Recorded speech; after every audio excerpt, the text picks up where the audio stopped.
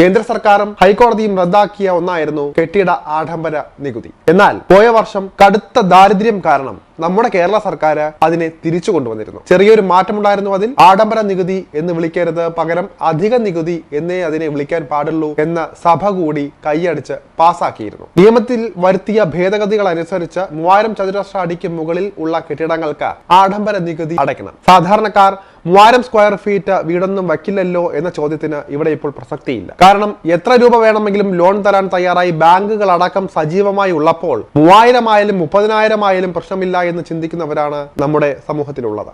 EMI-കളായി തിരിച്ചടച്ച് തുടങ്ങുമ്പോഴേ അതിന്റെ വേദനകൾ അറിയുകയുള്ളൂ, പിന്നീട് അതോർത്തുള്ള കുറ്റബോധം. എന്തായാലും ഇവിടെ ചില കാര്യങ്ങൾ വളരെ ഗൗരവകരമായി നമ്മൾ ശ്രദ്ധിക്കേണ്ടതായി ഉണ്ട്. അതൊരു പക്ഷേ എല്ലാവരും പറഞ്ഞു തരണമെന്നില്ല, പലരും അതിനെക്കുറിച്ച് അറിയാനും വഴിയില്ല. ഏതാണ്ട് 2300 മുതൽ 2700 സ്ക്വയർ ഫീറ്റിൽ വീട് നിർമ്മിക്കുന്നവരെയാണ് ഇത് പ്രധാനമായും ബാധിക്കാൻ പോകുന്നത്.